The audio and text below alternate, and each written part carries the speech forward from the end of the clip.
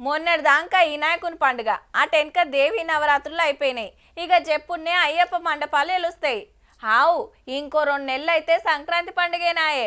మకర జ్యోతిని దర్శించుకుంటానికి శితం పోతుంటారు. అంతకంటే మొదలు 41 రోజులు మండల దీక్షలు తీసుకుంటారు అయ్యప్ప స్వాములు. దానికి ఇంకా టైం ఉన్నది కానీ ఇప్పుడు గీ ముచ్చట చూద్దాం. నెత్తిన ఇరుముడి పెట్టి శబరిమల 18 బంగారు మెట్లు ఎక్కుతున్నది రాష్ట్రపతి ద్రౌపది ముర్ము మేడం. మీదికి రాగానే అయ్యవార్లు వచ్చి పూర్ణ కుంభంతో ఎదుర్కొని లోపటికి తొలకపోయి పూజలు చేసిండ్రు.